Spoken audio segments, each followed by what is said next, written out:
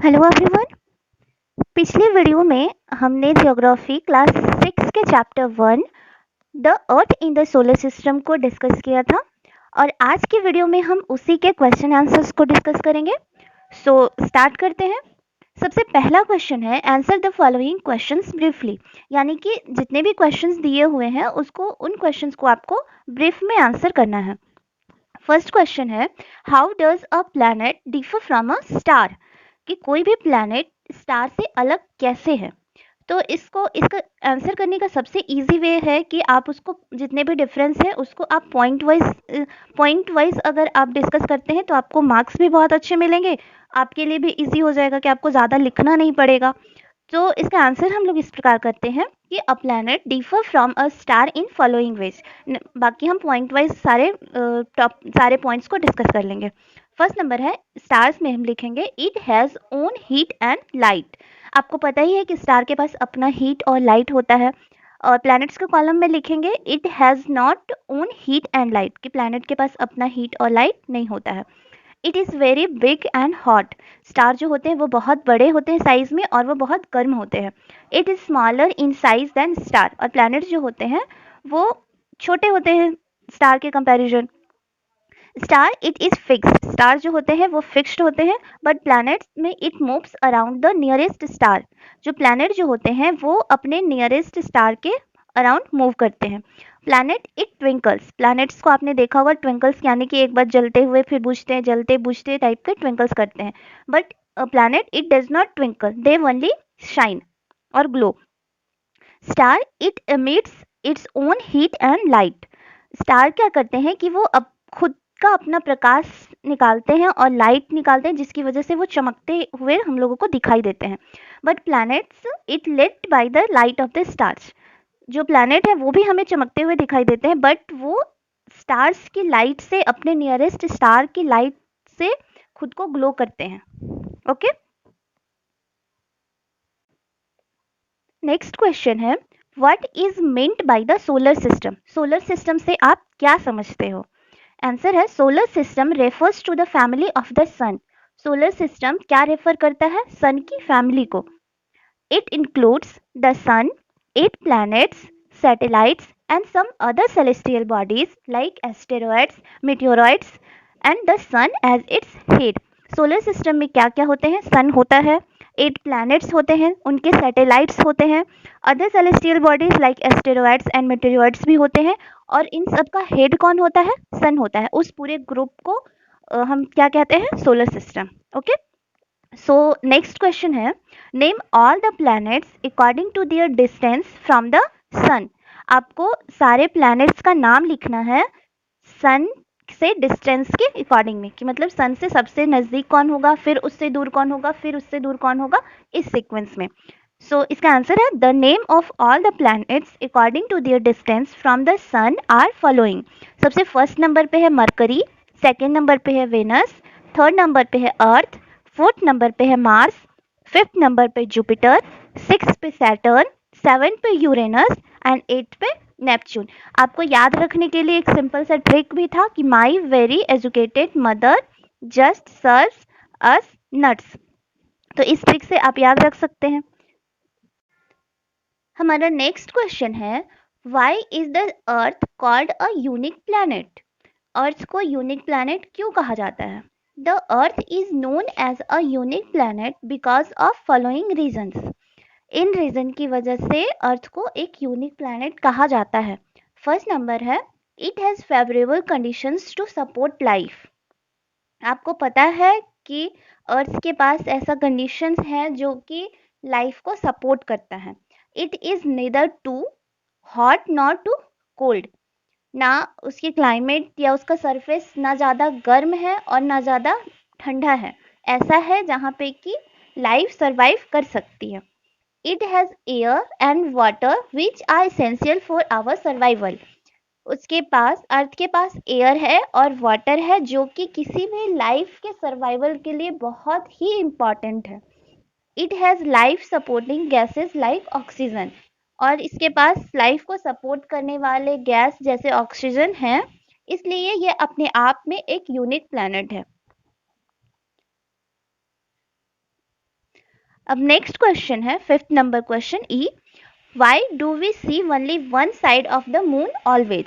हम हमेशा मून के एक ही साइड को क्यों देख पाते हैं, कभी दोनों साइड क्यों नहीं देख पाते? सो इसका आंसर हमने चैप्टर में भी डिस्कस किया था कि क्यों नहीं देख पाते हैं. We are able to see only one side of the moon always because it takes exactly the same time to complete one spin and to moves around the earth.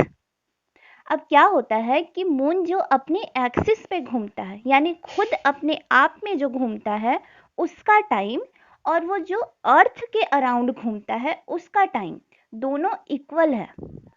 इसीलिए जब वो अपना एक स्पिन कंप्लीट करता है और जब वो अर्थ के एक राउंड लेता है तो दोनों को इक्वल टाइम लगता है. इसलिए हम कभी भी मून के अदर सरफेस को देख ही नहीं पाते, क्योंकि दोनों को मूव करने में उसको सेम टाइम लगता है. इसको आप शॉर्ट में लिख सकते हो कि it completes it's rotation and revolution in equal time, that is in 27 days. उसको अपना रोटेशन कंप्लीट करने में और अपना रेवोल्यूशन कंप्लीट करने में, रोटेशन दैट मीन्स कि वो अपने एक्सिस पे एक स्पिन, अपने आप एक स्पिन घूमने में उसको 27 का डेज लगता है, और उसको अर्थ के अराउंड घूमने में भी उसको 27 डेज ही लगते हैं. इसलिए हम लोग कभी भी मून के अदर सरफेस को नहीं देख पाते. And this type of rotation is called synchronous rotation. ठीक है. अब हमारा लास्ट क्वेश्चन है, what is the universe? Universe क्या है? Groups of millions of galaxies together form the universe. बहुत सारे, मतलब मिलियंस ऑफ गैलेक्सीज मिल करके जो ग्रुप बनाते हैं, उस ग्रुप को, या बहुत सारे जब ग्रुप्स होते हैं, गैलेक्सीज होता है, मिलियंस ऑफ गैलेक्सीज होते हैं, वो मिल करके एक यूनिवर्स बनाते हैं. We cannot imagine the size of the universe. हम लोग इमेजिन भी नहीं कर सकते हैं साइज यूनिवर्स की, यूनिवर्स कितना बड़ा होगा. ठीक है. अब हमारा नेक्स्ट क्वेश्चन है, टिक द करेक्ट आंसर. हम लोगों को क्या करना है कि जो ऑप्शन दिए हुए हैं उसमें से जो भी करेक्ट आंसर होगा उसको टिक करना है. तो इस सबसे पहला क्वेश्चन है, the planet known as the earth twin is, किस प्लैनेट को अर्थ की जुड़वा कहा जाता है? तो इसका आंसर हो जाएगा वेनस. वेनस को हम लोग अर्थ की जुड़वा कहते हैं. Which is the third nearest planet to the sun? Sun के थर्ड यानी तीसरे नंबर पे सबसे नज़दीकी ग्रह कौन सा है? थर्ड नंबर पे कौन सा प्लैनेट आता है अर्थ से? तो इसका आंसर होगा, हमने पढ़ा था पिछले चैप्टर में, इस चैप्टर में पढ़ा था हमने कि थर्ड नियरेस्ट प्लैनेट अर्थ होता है. तो इसका आंसर हो जाएगा earth. Next question, all the planets move around the sun in a, जितने भी प्लैनेट्स हैं वो सन के अराउंड किस पाथ में मूव करते हैं? सर्कुलर पाथ में मूव करते हैं, रेक्टेंगुलर पाथ में मूव करते हैं, या इलोंगेटेड पाथ में मूव करते हैं? तो इसका आंसर होगा elongated path. The next question, the pole star indicates the direction to the, pole star किस डायरेक्शन को इंडिकेट करता है? हमने पढ़ा था चैप्टर में कि पोल स्टार जो है वो नॉर्थ डायरेक्शन को इंडिकेट करता है. Next question, asteroids are found between the orbits of, asteroids जो होते हैं वो किस दो प्लैनेट्स के ऑर्बिट के बीच में पाए जाते हैं? तो इसका आंसर होगा मार्स एंड जुपिटर. जो इंटरनल प्लैनेट्स होते हैं और एक्सटर्नल प्लैनेट्स होते हैं उनके बीच में होता है ये एस्टेरॉयड्स पाए जाते हैं, मार्स एंड जुपिटर के बीच में. नेक्स्ट क्वेश्चन है हमारा, fill in the blanks. First question, a group of dash forming various patterns is called a, किस चीज़ के ग्रुप को जो एक पैटर्न बनाते हैं और उस पैटर्न को हम क्या कहते हैं? तो अ group of stars, a group of stars forming various patterns is called a constellation. हमने पढ़ा था बुक में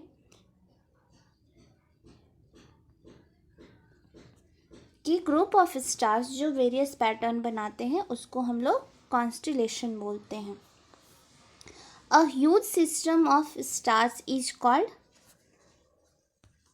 वो ह्यूज सिस्टम जो कि बहुत बहुत सारे जो वैसा सिस्टम जिसमें कि बहुत सारे स्टार्स होते हैं उसको हम लोग क्या कहते हैं? तो उसको हम लोग कहते हैं Galaxy.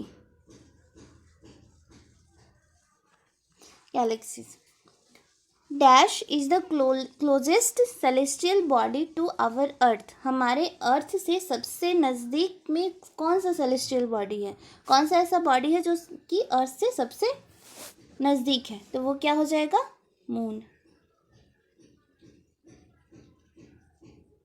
Moon is the closest celestial body to our earth. Dash is the third nearest planet to the sun. फिर से नेक्स्ट क्वेश्चन वही आ गया कि कौन ऐसा प्लैनेट है जो थर्ड नियरेस्ट है सन के? तो हो जाएगा the earth. The earth is the third nearest planet to the sun. Planets do have their planets do not होगा, यहाँ पे नॉट छूट गया I think. Planets do not have their own heat and what? Light. Planets के पास अपना क्या नहीं होता है? Planets do not have their own heat and light. यहाँ पे नॉट छूट गया था, इस क्वेश्चन में नॉट छूट गया था। And planets do not have their own heat and light. Okay, तो इस तरह से हमारा फर्स्ट चैप्टर कंप्लीट हो गया। हमने चैप्टर को डिस्कस किया, उसके क्वेश्चन आंसर्स को डिस्कस किया।